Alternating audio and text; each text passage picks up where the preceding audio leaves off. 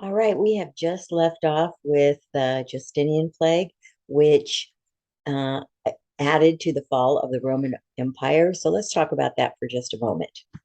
So this is the Roman Empire as it looked in 117 AD, and that's when it was at its height of power. And you can see it covers a huge swath of Europe and the Middle East, parts of Northern Africa. It's just a very dominant force in the entire world. Obviously, it goes from the British island, the island of Britain, all the way over to Mesopotamia and down to Egypt, and just all over. So very powerful, very large, centralized government, many soldiers. They had a lot of slaves, which they captured from different countries they invaded, and they had lots of wealth in different from different cultures, and beautiful objects, beautiful artisans. So just a really, really amazing society, if you will.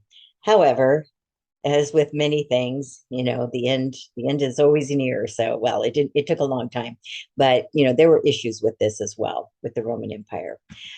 So Romulus Augustulus was considered the last Western Roman Empire. The empire was kind of split in half, and he ruled from 475 to 476.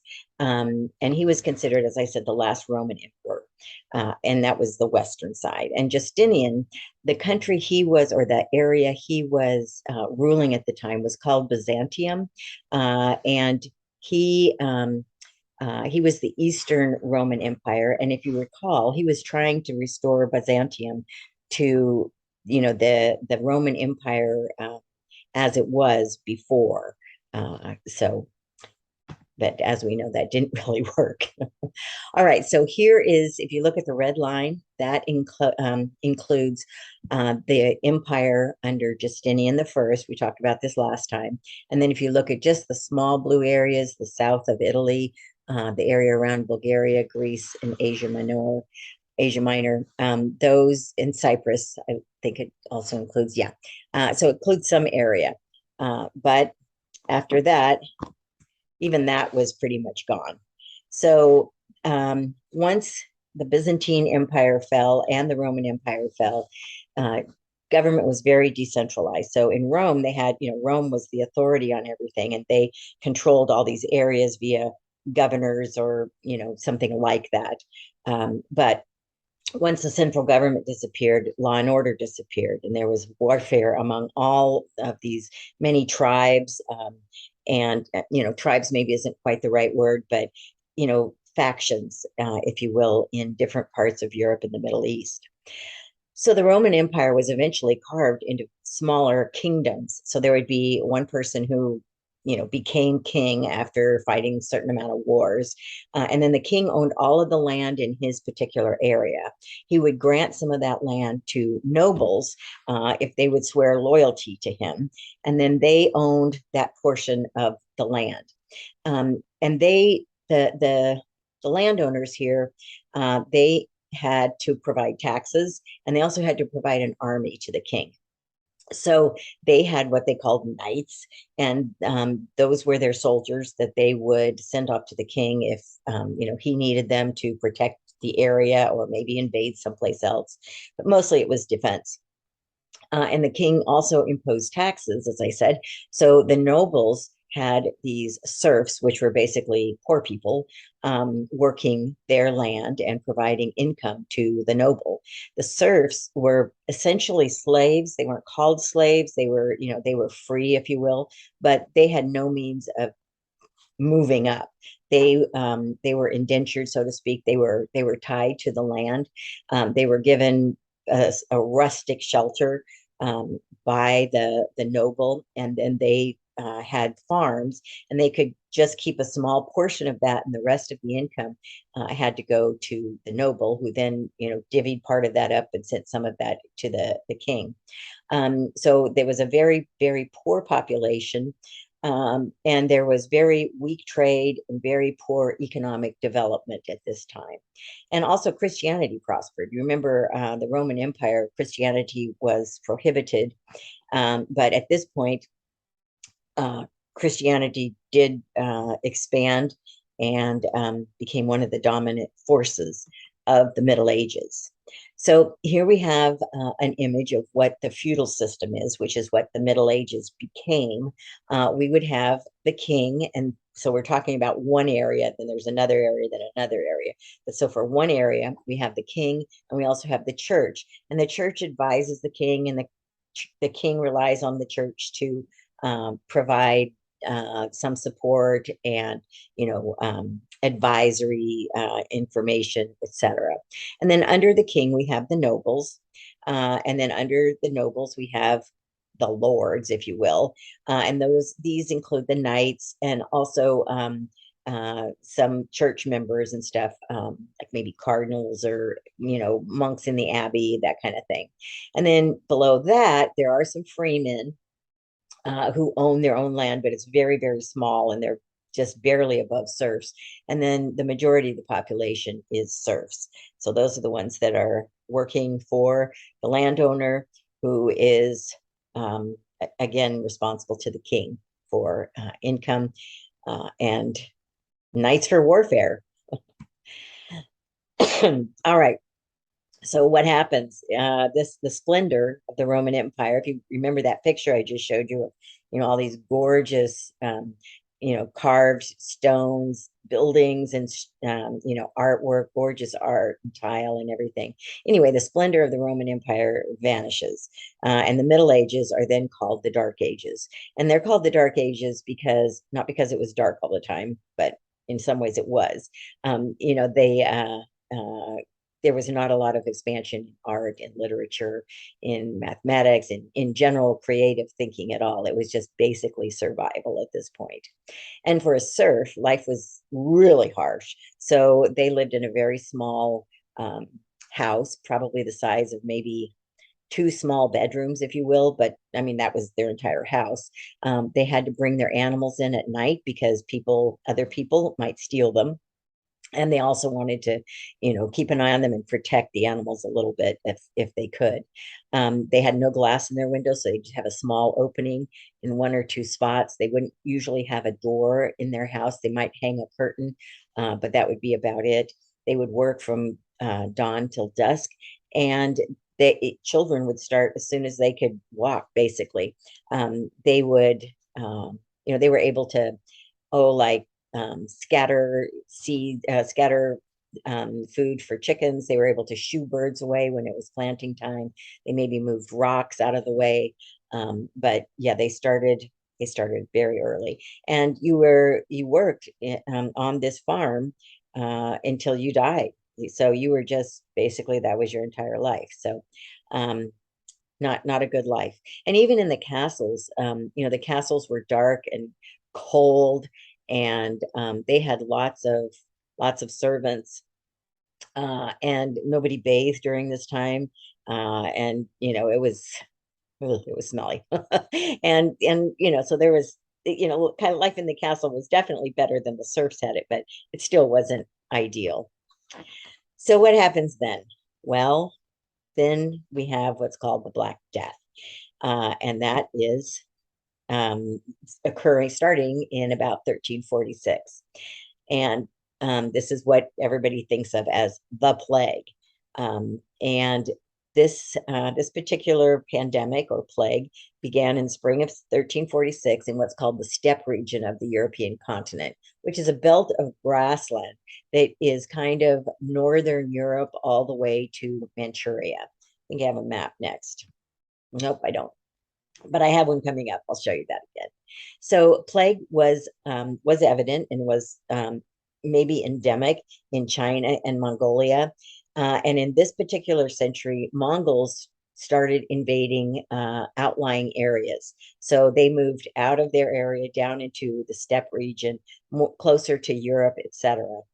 And in 1345, they began an attack on an Italian merchant's trading station. So it's kind of like a fort or whatever, and that's where merchandise would come in and be stored for transport to areas of China and Mongolia, etc. And also products from China or whatever would come and stay there, and then it would go on out to all the European countries via boat. It was in an area called Kaffa, which today is Theodosia, and that's in the Crimea. Here's the map that I promised. Okay, so you look at this, the kind of green area in the center, little bit above the midline. You can see that from on the left, Ukraine in that area, and then it goes all the way over to Mongolia, Manchuria, etc. So basically, it's Northern Europe, Russia, and northern China, I guess you could call it, or Mongolia. Okay, so anyway, this is part of this is the trade route, but at any rate, the Italians had a outpost called Kaffa. And let's drill down so you can see where that is.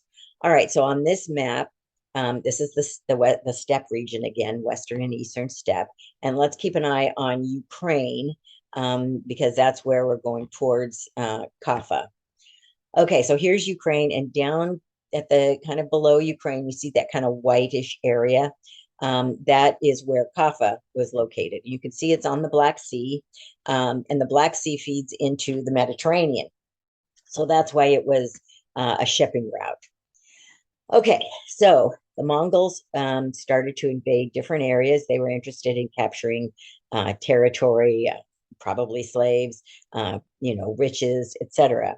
And so they started moving out of their area and invading. However, in the autumn of 1346, plague broke out among the attacking Mongols, and it killed many of their soldiers. They weren't hindered, though. They were attacking Kaffa, and their soldiers started dying.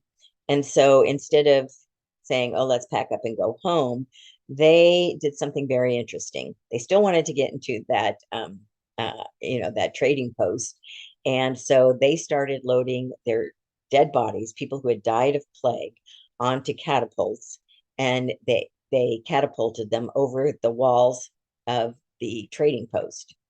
And here's an old figure. You can't really see it very well, but you can see there's like 4 or 5 guys holding on to a catapult, and they're going to fling somebody over the wall of this. Looks like a fort or something.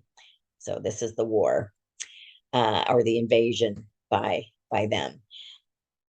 So, that's basically the first instance of biological warfare. Even though the people were dead, they were still sending an infectious agent over the walls of that trading post. So interesting, started way back in the 1300s. Okay, so let's look at this map now. And you can see about in the very center of this map, you can see Kaffa, and the date there is 1346. And this is when the Mongols sent their dead bodies over, and Kaffa became infected. Some people died there, but many others jumped on their ships and sailed with their last goods out of the area. That's what sailors do, right? And traders do. So you can see all the places they travel to.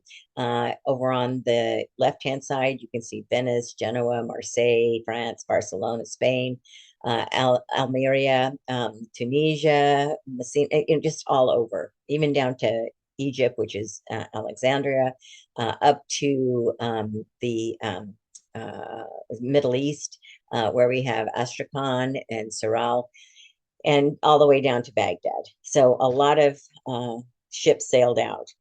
Well, some of those sailors were sick, and they also carried rats with them. And rats carried plague. So let's look at all the areas again that these traders travel to. You can see just a huge swath of Europe here, all the way down to Turkey and Egypt, Syria, Damascus, and then all the way over to Spain.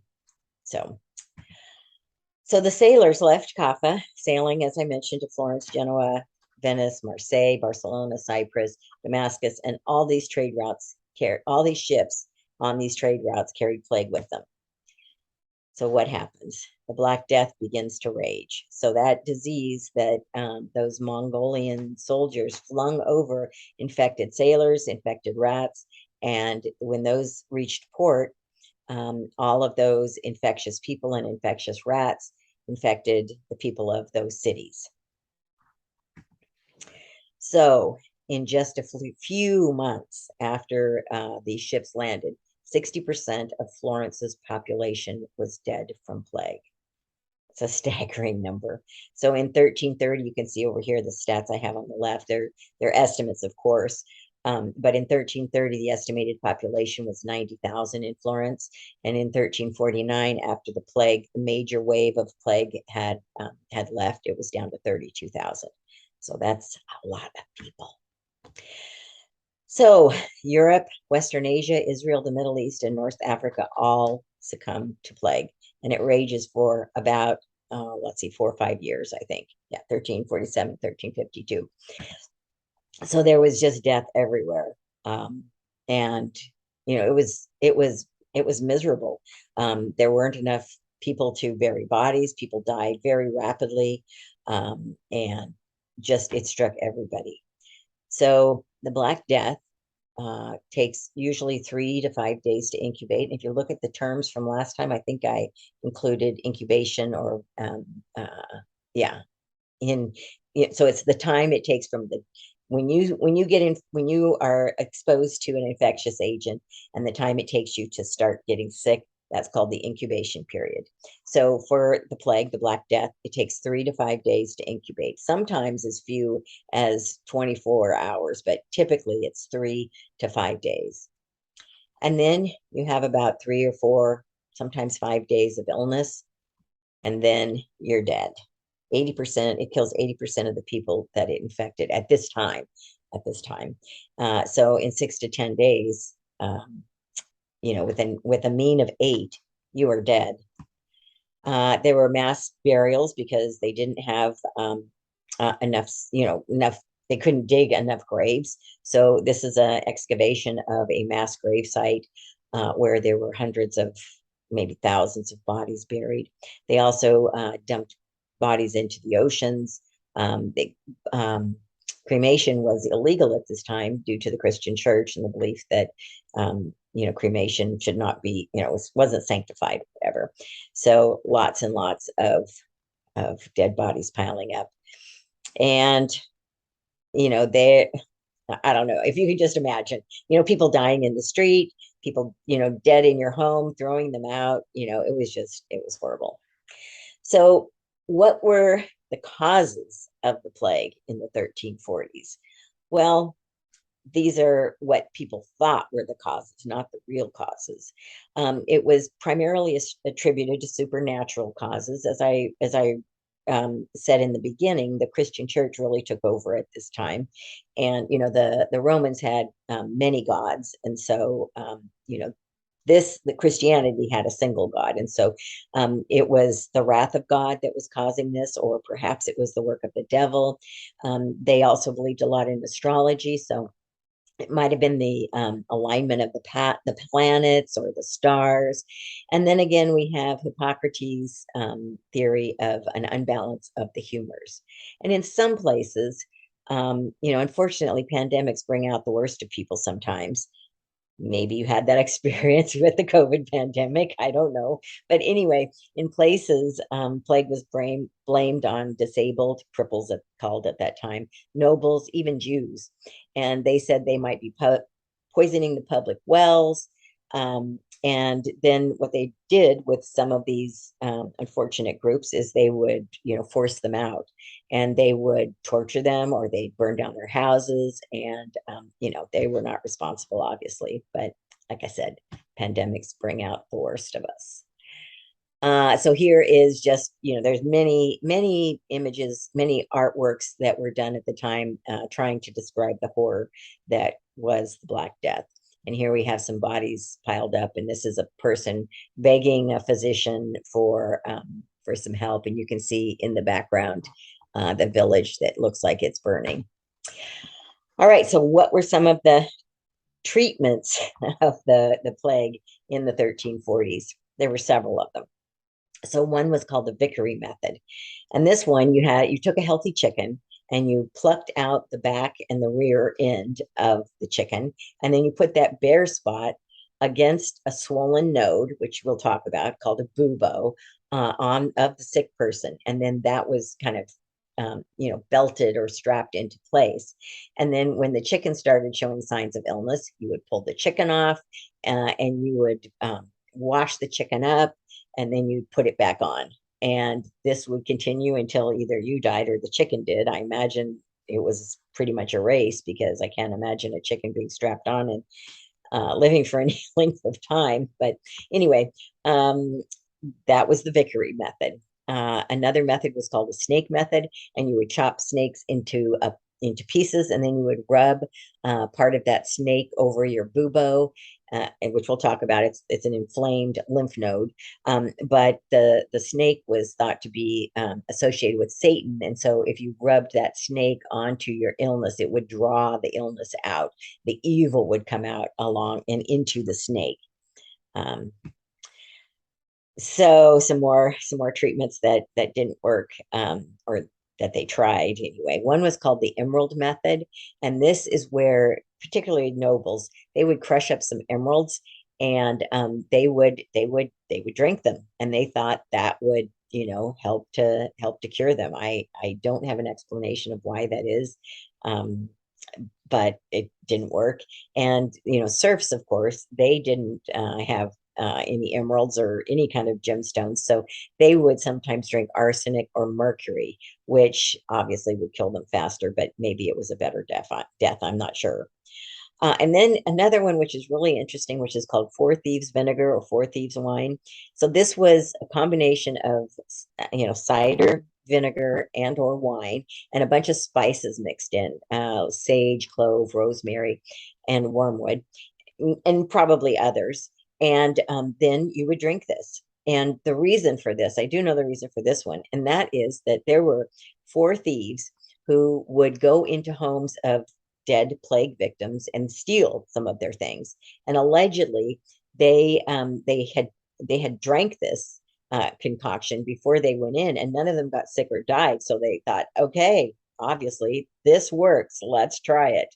But it didn't work, obviously. And maybe the thieves were lucky, or maybe they died later. We don't know. All right, so another treatment for the plague. Remember miasma, which is the bad air, the noxious gas, the smelliness. So what they would try and do is clear the air. They would fumigate their homes using incense or burning sage or sage, excuse me. And then they would sometimes hold bouquets or flowers up to their faces to fumigate their lungs. And then later on in the Renaissance, we have that physician's mask, which is a beak looking, which we saw in a picture earlier. That wasn't actually during the Middle Ages, but I included it because it's really kind of cool. Then another thing they would do was they would try and fumigate their bodies, and they did this by sitting near a hot fire, and they thought that sweating it out would bring out the disease. And then occasionally they would even try sitting by an open sewer, because remember, there's that miasma there, that bad air, and that was causing the sickness. So they thought if they sat there, then maybe that sewer would pull all of that bad air back out and just get rid of it, along with all the rest of the sewage. Unfortunately, that's so sad.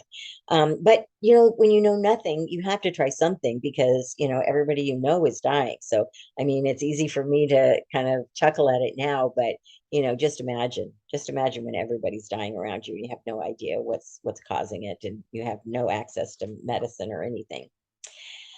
But okay, so going back to treatments, religion was the most common treatment. So they would ask for prayers from their priest. They would fast. They would attend mass several times a day. They might purchase religious amulets and charms. And they also would torture or kill or banish those who they thought might be responsible, as I mentioned earlier, with some of the some groups of people. And then they would also do something it's a religious procession, but it's called flagellation. So what some people would do, here's some people going to their priest, begging for help, asking the priest to come and bless some of their family members, say last rites for some of their family members. Again, this picture is from the Renaissance, but it is painted to represent the plague. So flagellations, this was a procession where a group of participants, not just one, but like a group of 5 to 50, I guess. I don't know exactly how many, but they would have a whip that had like um, hooks on it, or maybe a blade of some type, and they would take these whips and they would hit their back and they would chant or pray as they marched along, and they hoped that by doing so, they were giving of themselves to God, and it would help to prevent them from getting sick, and perhaps even the town or the area where they were processing. All right, so what are some of the treatments that actually worked during the plague? Well, as you know, there's really only a few things that work when you have a pandemic. One is basically isolating. That's the top one, whether it's isolating by wearing masks or isolating by moving out in the area. So only if the wealthy in this particular case could leave infected areas. And so several people did this, and there is an author of the time, Giovanni Boccaccio, who wrote the Decameron. I think I'm saying that right, Decameron. And it was written in 1349 to 1353. And basically, it's a group of stories that 10 rich people tell while they are, in confinement, in quarantine or whatever. They have moved to a villa in Florence, and they're just sitting there passing the time. And so each character tells a story in this book. So again, what worked? Quarantine and social distancing. The port city of Ragusa, which is now called Dubrovnik in Croatia, they recognized that the plague was being transmitted by people and that it was infectious somehow. And so they were the first to initiate a 40-day isolation period of ships coming in to their port. And it was called the Law of Quarantino. And that required them to stay in port 40 days in isolation. And in doing so, that everyone theoretically on the ship or the rats would die, that had plague or was going to die from plague.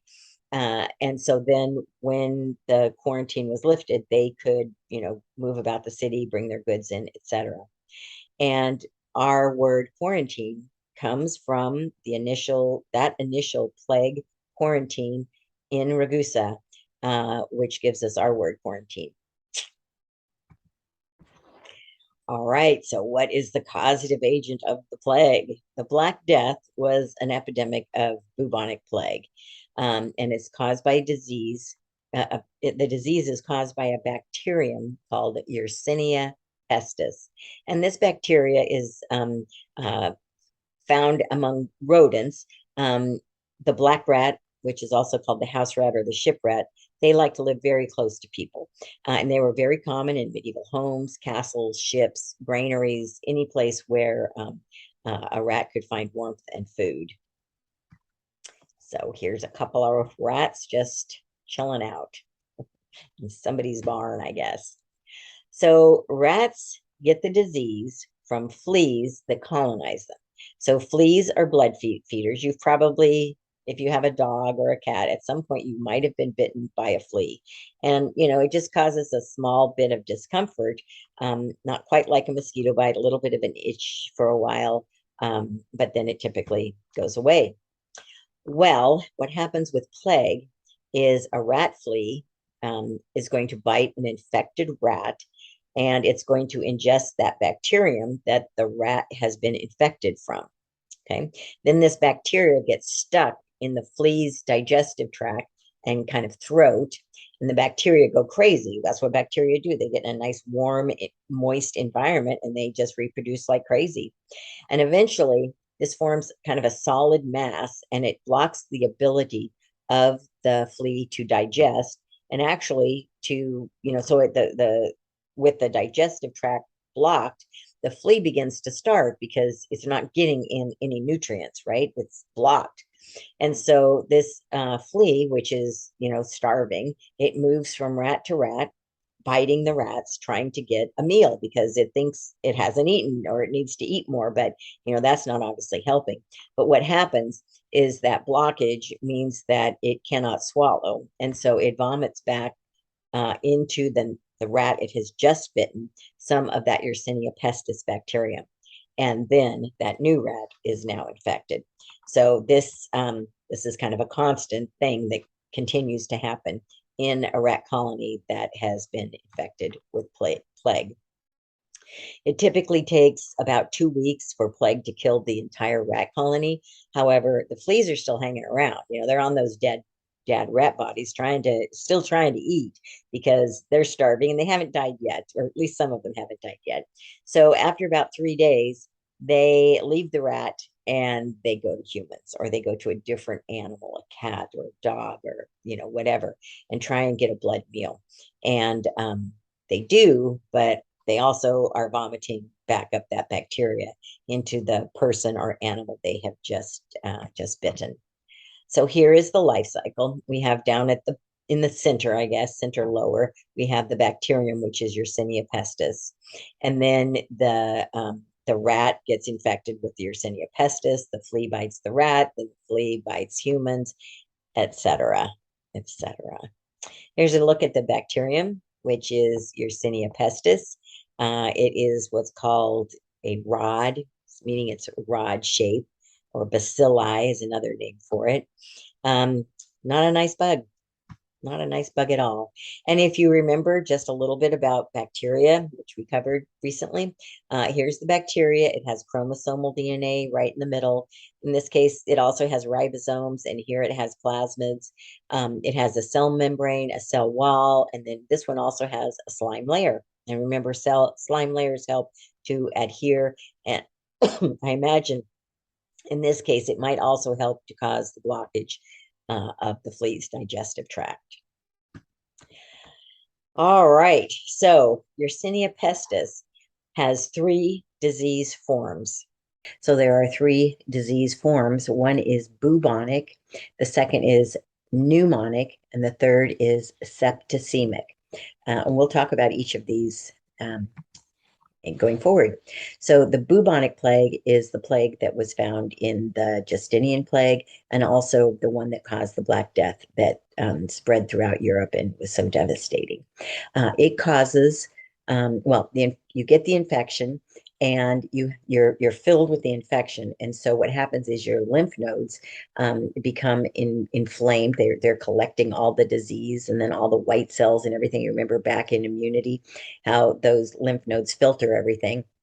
So they cause what's called a bubo. So a bubo is basically an infected lymph node, and in this image you can see this gentleman who is pointing out his bubo, which is kind of on his inner thigh.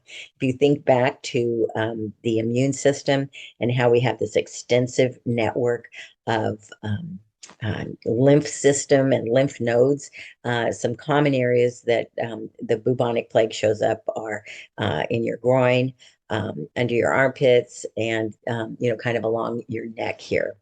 So the illness from bubonic plague, incubation period is 2 to 8 days. Typically it's, in the shorter range. And then the illness is fever, chills, headache, and weakness. And that's pretty much a symptom of every disease humans have ever had, because what is that? That is our immune system reacting to an antigen. So fever, chills, headache, and weakness. The fever and chills are inflammation, and the headache and weakness are caused either by fever or just by the symptoms of the inflammation, etc. I mentioned it causes buboes, which the bacteria in the lymph node swells to form a painful bubo. And again, groin, thigh, armpit, and neck. And here is a more modern man who has a bubo in his armpit, just below the mass of hair. You can see his bubo. It's not quite as bulbous as some, because hopefully he caught this early and is now on antibiotics. This, unfortunately, is a bad bubo. This one has become infected and, has been infected and is now burst. And you can kind of see along his neck how the lymph nodes are starting to swell. Here's another bubo, and here's another bubo. So, unfortunate gentleman. All right, pneumonic is just what it sounds like. Pneumonic is an infection of plague in your lungs. The incubation period is shorter here, 1 to 3 days. Again, fever, headache, weakness, shortness of breath in this case, or chest pain, because you have it in your lungs. You also have a cough and sometimes bloody or watery mucus type of cough. You're expelling, and it's very rapidly developing. And the cause of death is typically respiratory failure and shock due to your body's immune system trying to get rid of that bacteria. It's sending in, cells, and there's lots of leaky fluids in there, and also the bacteria is destroying your cells. So, and not a good scenario. And you get it by inhaling infectious droplets from a person who also has pneumonic, or if you can also get it from an untreated bubonic or septicemic plague that they can spread that through their lungs as well. So if you have bubonic plagues, it's not just in that one bubo, that's where it's concentrated, but it is throughout your system. And septicemic, as we'll see, means pretty much everywhere. So pneumonic plague is the most serious form as far as contagion. This is very easily spread, and you can see the incubation period is very short, and so it's very dangerous. Septicemic period is plague incubation is poorly defined because oftentimes this results as from septicemic or bubonic plague, but it's likely within just a few days. Again, fever, chills, weakness, abdominal pain, shock, and possibly bleeding into the skin or other organs. Septicemia means you have it throughout your body. It's in your bloodstream. It's everywhere. And so in this case, oftentimes your skin or tissues will turn black. They get like gangrene and they die, especially on your nose, your fingers, and your toes, because those are the very vascular areas that are exposed to the outside. And this septicemic plague may occur as the first symptom of plague, or it may, you can just get septicemic is what I'm trying to say, or you can get it from having bubonic plague.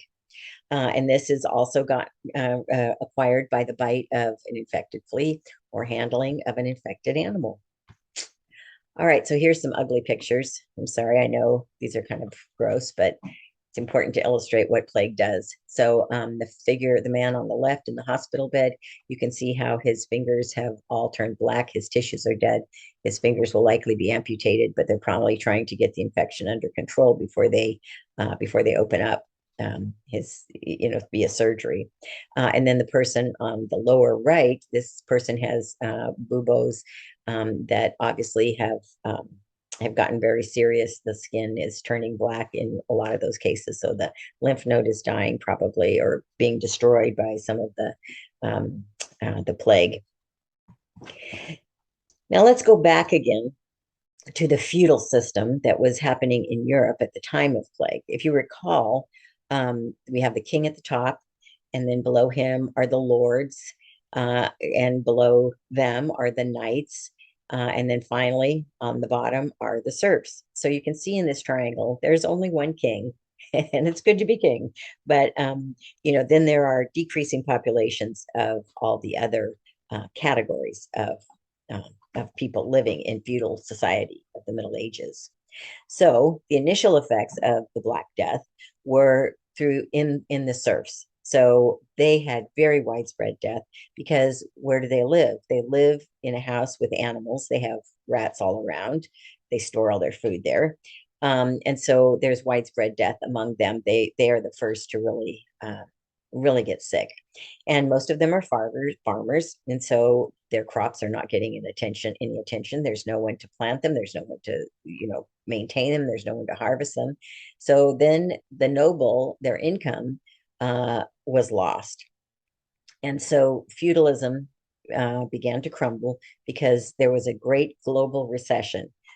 There were huge economic losses, and of course, trade shut down. You remember in our pandemic, which was a respiratory illness that, killed like 10% of the population. This is killing 60, 70% of the population.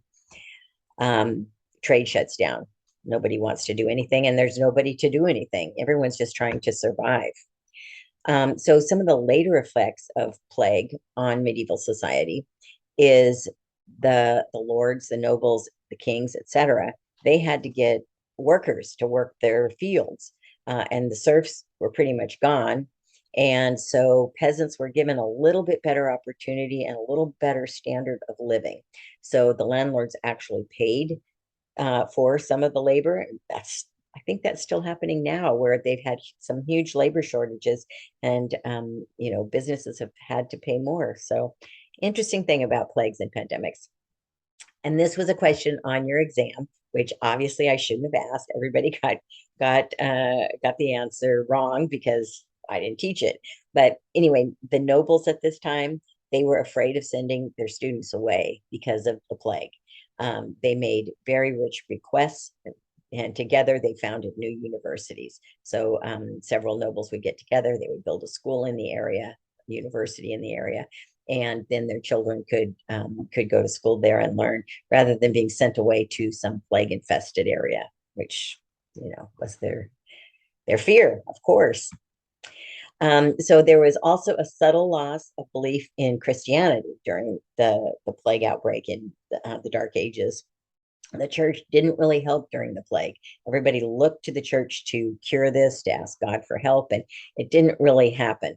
And so then doctors began to spring up. They were there still, but as you might remember in the history of medicine, there were physicians or healers and such, but they were mostly learning from books, and they were just applying their book knowledge to medicine.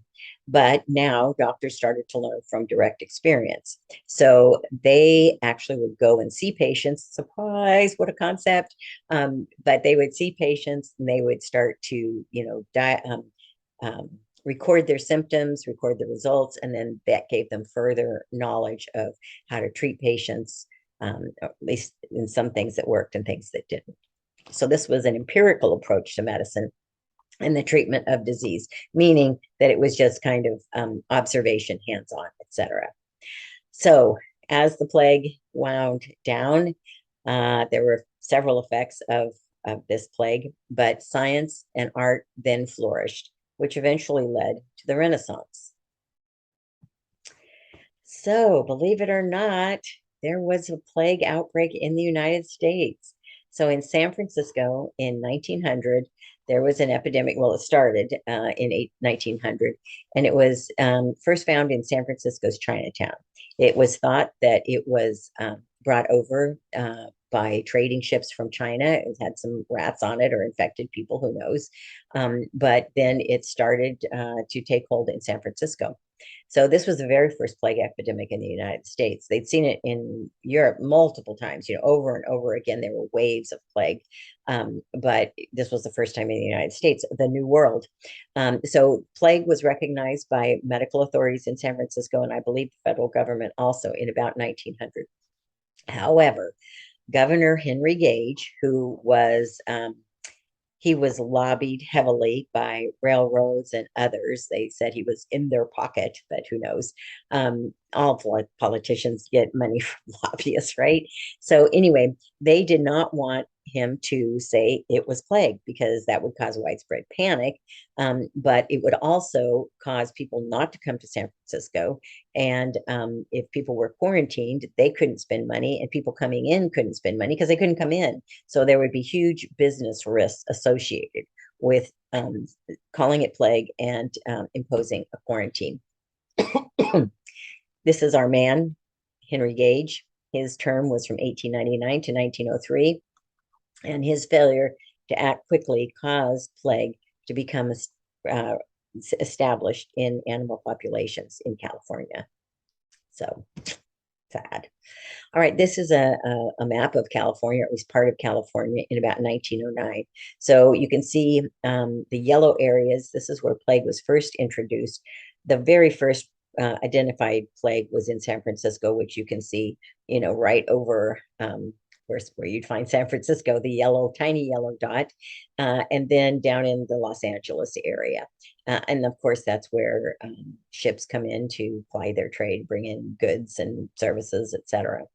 And then by 1908, they were starting to see some incidents of plague in wild rodents. And that's kind of in the bluish area that you can see just south of San Francisco in that area. Then this is what plague looks like now. So plague is endemic pretty much all over California. There's some places that rats don't live, or squirrels, whatever, don't live, are not as populated.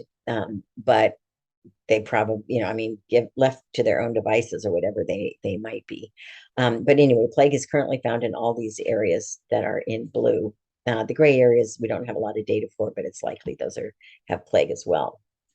So, how many deaths from plagues have there been in the United States in the last few years? Well, not very many. There are cases, as you can see here, in 2000, it looks like there were 6. In 2006, it looks like there were maybe 16, 17, and then 2015 up to 15 cases. There were a few deaths, but it's not the killer that it once was, because remember, bacteria can be treated with antibiotics. Other diseases like viruses cannot be treated with antibiotics, but bacteria can be, which is why I like them. We can kill them easily. No, just kidding. Well, kind of not. Anyway, this is plague. It's still around. And here's some newspaper headlines that I just highlighted and added to this page. New York City rats harbor plague fleas, plague warning, South Lake Tahoe. Cali confirms first human case of plague. Anyway, several different newspaper headlines. And if you Google plague in the news, you will find some even very recently. The one at the bottom is 2021. And if you camp, or if you go up to the mountains to picnic or go to the lake or whatever, you may see this sign. And this is a plague warning. They're all over the Sierra Nevada. And basically it's saying that there is plague in this area. Don't get close or feed chipmunks or squirrels or anything like that. And you want to keep your pets away from them as well, because a flea can jump on them just as easily as it can jump from one chipmunk to the other chipmunk. And then it also talks about the symptoms. If you look down at the kind of at the bottom, you will know this because we've just talked about it: chills, headache, fever, muscle ache, swollen and tender lymph nodes. And so if you develop any of these symptoms within about a week of camping or going on a picnic in the Sierra Nevada, you should contact your doctor. You may just have the flu, but you also may have plague. So in California now, unless we exterminate every single rodent, plague will always be around. So it is now endemic in California. It's likely to spread to other areas of the country, but right now it's still kind of localized in California. This is an image of some workers spraying insecticide on the ground in Yosemite. They had a couple of plague outbreaks there. And so they tried to spray the ground in the more common areas. They did close the park for a certain amount of time. And they spray the ground to try and kill any fleas that drop. And then if any animals are around, they may benefit from some of the insecticide being on them as well. So in the United States, more than 80% have been bubonic plague, which is the most common form. And that's the one that affects the lymph nodes and also causes the gangrene, the blackness, the killing of the tissues. And it can be hard to identify the disease in its early stages because, as I said, those symptoms are flu-like, fever, headache, chills, muscle weakness, or aches and pains. So yeah, it's hard to diagnose. So here they are. Your systemic, which means all over symptom, is fever. You might have a headache. You might have malaise, which just means not feeling well. You're getting a cold. You're just like, I don't want to do anything. I just want to lay around. Well, that's malaise. And then your lymph nodes may start to swell, just small little areas at first. But as they get larger, they may create buboes. Pus can leave, pus can ooze out, or they can, when they break open, and they can also bleed. You might have nausea and vomiting, and of course, you're going to have pain in your joints, muscle aches, etc., mostly from fever. Here is a person with a couple of buboes on their inner thigh, obviously a plague victim. And I think I showed this picture earlier. Sorry for the duplication. And then here is just an example of, going camping in the Sierra. A reminder to everyone to take your insect repellent. Keep it on you a lot. Make sure you're well protected, not only for mosquitoes, because they're irritable or they irritate you, but also to keep away from fleas. And there's several different insecticides or insect repellents that work. So just check the label. Because in 3 to 7 days after returning from the mountains and you have flu-like symptoms, you're going to want to get checked. All right, that covers plague for right now. Thank you so much.